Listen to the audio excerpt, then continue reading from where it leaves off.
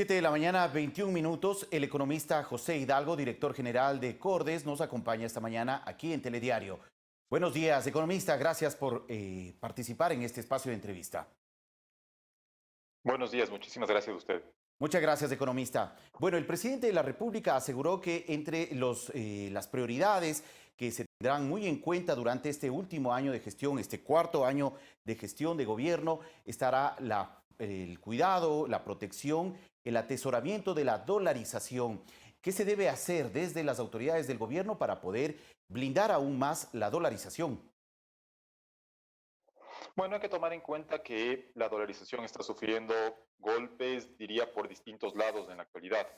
El primero tiene que ver con, obviamente, una caída importante en las divisas que están entrando al país, principalmente a través de la vía petrolera, de las exportaciones petroleras. Ujú. Y el segundo golpe es también una caída muy fuerte en los ingresos fiscales, que si es que no está acompañada por un ajuste también en el gasto, podría obligar en algún momento al gobierno a querer cumplir con sus obligaciones emitiendo algún tipo de papel público. Entonces, justamente el cuidado de la dolarización exige, por un lado, obviamente, encontrar nuevas fuentes de divisas, principalmente financiamiento que venga del exterior, y por el otro lado, ajustar la situación del fisco a esta lamentable caída de ingresos que estamos observando.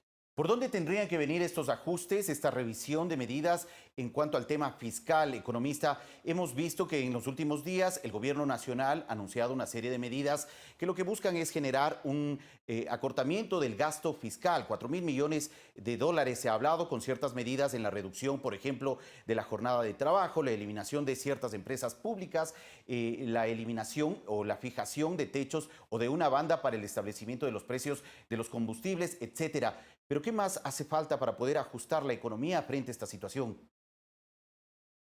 A ver, la primera medida, en mi opinión, debería ser justamente esta de renegociación con los acreedores de la deuda externa comercial, a fin de no tener que destinar dólares al pago de esa deuda en lo que resta del año al menos, y obviamente tratar de mejorar las condiciones de esa deuda de aquí en adelante. Ajá. Luego el resto tienen que ser esfuerzos internos.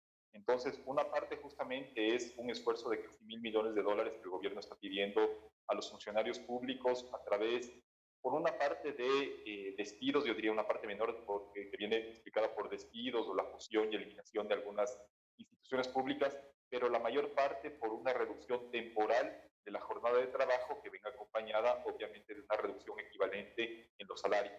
Yo no entiendo francamente la reacción en contra tan encarnizada contra esta medida que desconoce por un lado la enorme caída en los ingresos fiscales que estamos viendo. Para poner un dato, Fabricio, en abril los ingresos tributarios cayeron en 33% y los ingresos petroleros en más del 90%.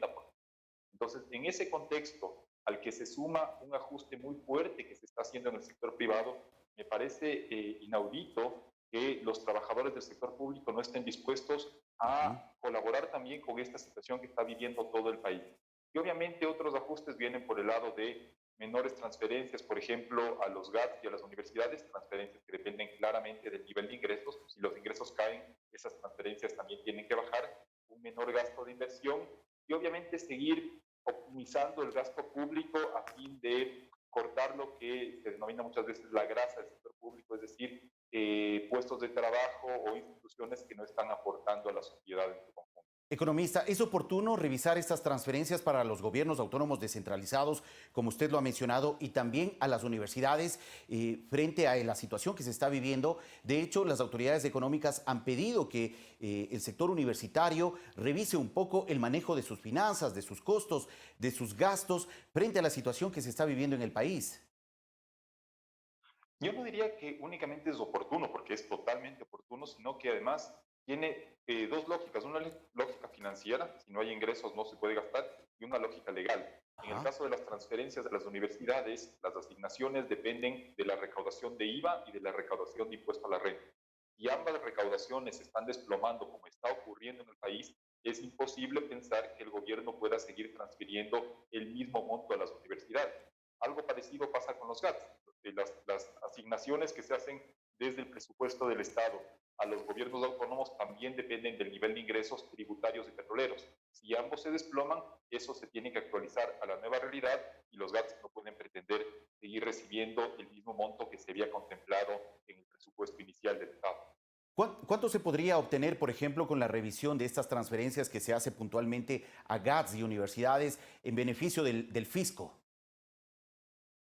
A ver, en las medidas que aprobó el gobierno, no que aprobó, que anunció, se contemplaba una reducción en el gasto de capital por 1.300 millones y ahí uno entendería que una buena parte de esos 1.300 se explica justamente por un menor envío de recursos a los gobiernos autónomos. El dato exacto no lo tengo y en el caso de las universidades estaba hablando más o menos de un recorte de 100 millones, entre 90 y 100 millones en las asignaciones justamente a ese tipo de... Pago anticipado de impuestos también anunció el presidente de la República para quienes ganan por sobre $5.000 a los ciudadanos naturales, a las personas naturales y a las empresas que no han sido afectadas, al menos en gran medida durante esta época de emergencia sanitaria. Lo dijo durante su informe de la Nación el domingo 24 de mayo. ¿Cómo puede aportar también esta contribución, que por lo menos es temporal, frente a este momento que está viviendo el país? A ver, yo ahí tomaría como antecedente primero lo que ocurrió con la ley humanitaria. En el proyecto inicial que envió el Ejecutivo se contemplaba una contribución humanitaria de personas naturales que ganaran a partir de $500 y también de las empresas cuyas utilidades hubieran superado el millón de dólares en 2018 o en 2019 para el caso de las empresas que se constituyeron en este año. Obviamente hubo un rechazo, yo diría obviamente lamentablemente hubo un rechazo a ese tipo de contribuciones. Sobre todo, lamento yo que se haya rechazado las contribuciones de las personas. Si bien $500 pueden sonar a poco, hay que tomar en cuenta que según las últimas encuestas de empleo del INEC, una persona en el sector formal que gana $500 corresponde o representa o forma parte de una minoría privilegiada en el país. Te pongo un dato, Fabricio, apenas el 25% de los casi 8 millones de trabajadores que hay en el Ecuador tienen un empleo en el sector formal en el que ganan $500 nomás. Entonces estaba pidiendo una contribución a un grupo minoritario de la población. En el caso de las empresas, obviamente era más cuestionable porque las empresas están atravesando problemas muy severos, pero obviamente no son todas. Hay sectores como supermercados, farmacias, algunas industrias alimenticias que pueden seguir vendiendo. Y en ese contexto, una vez que se dio de baja esa iniciativa por propio pedido del presidente, cosa que yo lamento se podría haber perfeccionado, pero no dado de baja, ahora el gobierno está apuntando a pedir un adelanto en los impuestos a las personas que más ganan, porque obviamente ganar $5.000 en el Ecuador es una minoría muy reducida de los trabajadores, y también a las empresas cuyas ventas no se han visto deterioradas de manera significativa en lo que va de la pandemia. Obviamente es una medida que no va a generar un ingreso permanente, de hecho vamos a restar ingresos del próximo año, porque estamos adelantando, por ejemplo, impuesto a la renta, el impuesto a la renta que se recaudaría ahora y no el próximo año, Así es. pero creo que la urgencia fiscal que está viviendo el país, la urgencia de hecho de poder ayudar a los sectores más desfavorecidos, justifica esa medida que me parece que si el gobierno es cuidadoso con la definición de quiénes pueden aportar, es una medida necesaria. Economista, frente a esta breve evaluación que hemos realizado en estos minutos de la situación económica fiscal que atraviesa el país, ¿cómo se presenta el futuro? ¿Cuál es la proyección a futuro de la economía ecuatoriana? Bueno, nosotros en Cordes tenemos una proyección de contracción económica un poco más severa que la que tienen los multilaterales. Ayer circuló un documento del Fondo Monetario en el que se mencionaba, ellos pronostican una contracción de 6,7% para el PIB en este año, nosotros estimamos una contracción de 8,7%. Es decir, estamos viviendo un año sumamente difícil. Como antecedente, en el último trimestre del año pasado la economía se contrajo 1%, lo que en buena parte se explica por lo que ocurrió en octubre, cuando hubo una paralización momentánea y bastante acotada de las actividades. En la actualidad vamos 80 días paralizados y por lo tanto el efecto sobre el nivel de actividad va a ser bastante severo. Lo que esperamos es que a futuro, una vez que la situación económica se vaya normalizando, obviamente podamos ver primero una contracción en menor ritmo. Yo creo que en lo que resta del año la economía se va a seguir contrayendo, pero que en 2021 podamos ver un rebote. Y eso va a depender principalmente de la capacidad que tengamos los ecuatorianos para ponernos de acuerdo entre nosotros, es decir, que las empresas puedan sobrevivir a esta temporada tan difícil. Y por otro lado también estamos viendo afortunadamente un buen desempeño, al menos hasta marzo, del sector exportador primario no petrolero. Ajá. Banano, camarón, café, cacao han mostrado buenos resultados Por lo tanto, este también podría ser un puntal en el cual apoyarnos para una reactivación económica.